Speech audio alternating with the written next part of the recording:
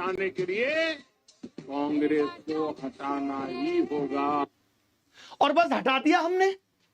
यही तो बातें थी 2014 की, जिन पे हम भावुक होकर यकीन कर बैठे थे कि पेपर लीक उद्योग चल रहा है। हमें क्या पता था कि ये पेपर लीक उद्योग दिन दुगनी रात चौगुनी तरक्की करेगा। जहां पहले गिने चुने एग्जाम लीक होते थे, इस दौर में हर एग्जाम लीक होगा। कोई एजेंसी, कोई आयोग, कोई सरकार विद्यार्थियों पे कोई रहम नहीं करेगी और हर एंगल से उसे लूटा जाएगा। आवाज उठाने के लिए मीडिया की आवाज मर चुकी होगी और हम जैसे शिक्षकों को आके हर रोज ये चिल्लाना पड़ेगा कि आज नीट का पेपर लीक हो गया है, कल एसएससी जीडी का पेपर नहीं हो पा रहा है, आज सीयूईटी की परीक्षा नहीं हो पाई, यूपीएससी उलूल जुलूल सवाल पूछ के बच्चों के साथ अत्याचार कर रहा है। यही दौर तो है, इसी दौर का तो इंतजार था। इन्हीं बातों में तो हम आए थे कि प्रधानमंत्री उस दौर में महंगाई का मां नहीं बोल रहा था।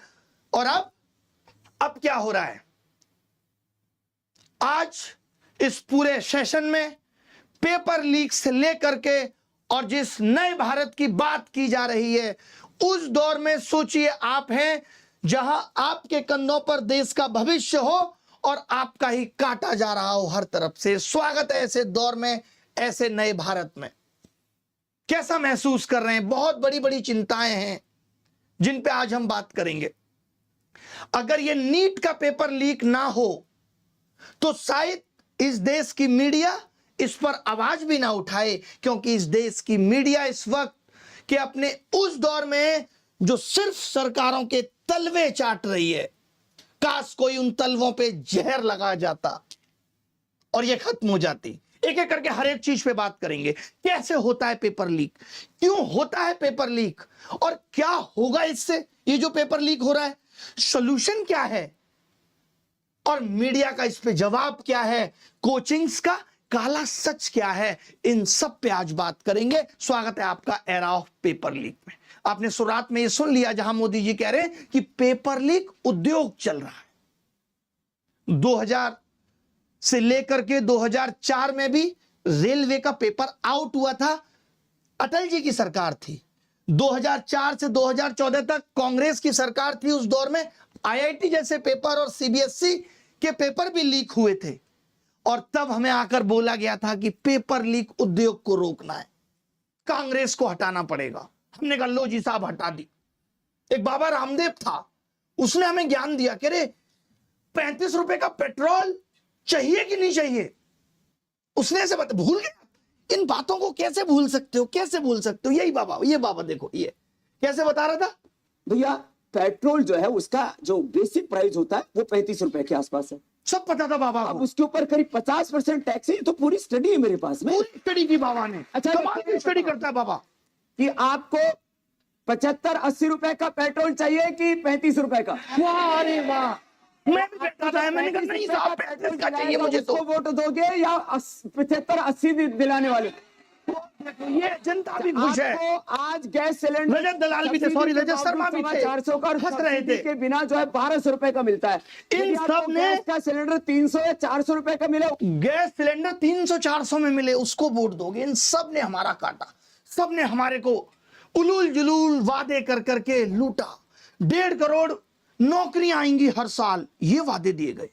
बाबा ने बोला कि विदेश से काला धन आएगा, हर गांव को 200-200 करोड़ रुपए मिलेंगे, हर नागरिक की जेब में 15 लाख रुपए जाएगा।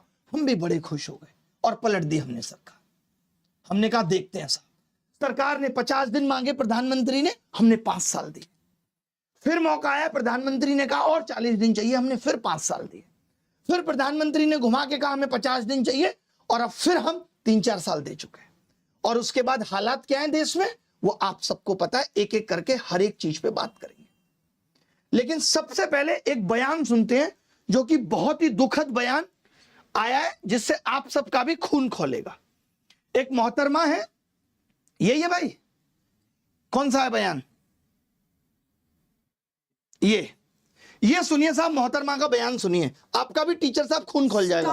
स्टार टीचर, यूट्यूब वाले स्टार टीचर, यूट्यूब वाले स्टार टीचर, जानना ना कौड़ी, कभी ब्लैक बोर्ड लेकर कुछ एक्सप्लेनर बनाते हैं, खाली व्यूज बटोरते हैं, उटपटांग ग्रैब्स लिखते हैं और उसके बाद से अपने आप को इतना महारथी समझने लगते हैं कि कुछ लोग उनको फॉलो करने लगते हैं उनके तमाशे की वजह से, और फिर वो जाकर जहां पर जो आता है वो बोलते हैं और उसके दम पर फिर वो पैसे वसूलते हैं, ओहो, आहा। छात्रों से वसूलते हैं। बिल्कुल, ये सबसे तुम्हारी बड़ी तरह चिंता की एकदम। बात है। ये जो एक्सप्लेनर बनाने वाले यूट्यूबर्स हैं और जो शिक्षक हैं उनमें फर्क है, वो फर्क सबको समझना पड़ेगा। ये जो आकर पैसों के लिए अपना धंधा बना रहे हैं एजुकेशन को, वो एक तरफ है, और इसी वजह से स्कूल्स, कॉलेजेस, यूनिवर्सिटीज में पढ़ाई नहीं होती है। बच्चों से कह दिया जाता है कि भैया तुम कोचिंग सेंटर कोई ज्वाइन कर लो तभी तुम क्रैक कर पाओगे। ये कैसी व्यवस्था में हम जी रहे हैं? ये बहुत बड़ा सवाल है आज। बहुत बड़ा सवाल किया है मैडम ने कि जो YouTube पे पढ़ा रहे हैं और जो शिक्षक हैं उनमें फर्क है। वही शिक्षक जिन्होंने OSM में कितनी गड़बड़ियां की हैं, उन्हीं शिक्षक की बात हो रही है। YouTube का टीचर हम जैसे तमाम लोग जिन्होंने लोगों को पढ़ा करके सरकार के अंदर भेजा। सोचिए, वो मैडम कह रही है कि फर्क होता है। फर्क मैडम रियल मीडिया और आपके जैसी चाटुकारी मीडिया में भी होता है। पता है आपको, ये समझना पड़ेगा। जिस तरीके से आप कह रही ना व्यूज के लिए, आप TRP के लिए किस तरीके से स्टूडियो के अंदर घमासान कराती हैं वो दुनिया ने देखा है कि कोई लॉजिक नहीं, सिर्फ उलूल जुलूल बातें। ये पत्रकारिता है तुम्हारी। इसको पश्चिम नंबर बंगाल मिलने चाहिए। ये 10 करोड़ पत्रकारिता है। लोगों के लिए ये देखिए, झालमुड़ी सिर्फ एक स्ट्रीट फूड नहीं है, ये एक इमोशन है, ये इमोशन है झालमुड़ी।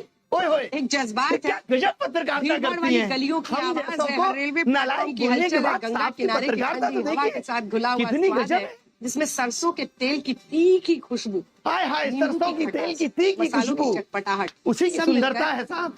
एक ऐसी कहानी बनाते हैं जो हर बंगाली के दिल में बस जाती है। ये जो आपने पोएट्री चिपकाई है ना, कसम से मजा आ गया। सोचिए लोग कैसे कैसे मीम बन रहे हैं तुम लोगों पे। जहां जाते हो वहां लोग मोदी मीडिया गोदी मीडिया चिल्ला के संबोधित करते हैं। सड़क पे निकलने की औकात नहीं बची है। मालूम है, इस देश के एंकर्स की सड़क पे उतरने की औकात नहीं बची है। अब इनका जीवन स्टूडियो तक सीमित है। लोग गिरेबान पकड़ के पूछ लेंगे कि क्या कर रहे हो। आपको तो चौथा स्तंभ कहा जाता था। पिछले साल रैंकिंग 153 थी, इस साल 157 है। और वो YouTube के एजुकेटर्स पे सवाल उठा रहे हैं। तुमने क्या किया भाई? कभी प्रधानमंत्री से तुम सवाल पूछ पाए? 56 इंच सीने के सामने तुम्हारा सीना तो आधा इंच का भी नहीं रहा कि पूछ पाओ देश की क्या हालत है, महंगाई पे सवाल कर पाओ। बल्कि तुम्हारी एंकर्स तो क्या कर रही हैं, ये देखिए साहब, ये है इनकी एंकर्स और ये हमारे बारे में कमेंट करेंगे। ये देखिए, ये देखिए, ऊपर से देखा जाए तो हमने ऊपर के बजाय नीचे देखा तो नीचे इनके कमेंट पे सिर्फ गालियां थी। 1 मिलियन के करीब फॉलोअर्स हैं, पोस्ट पे 1000 लाइक नहीं है, और नीचे देखा हमने तो सिर्फ गालियां थी।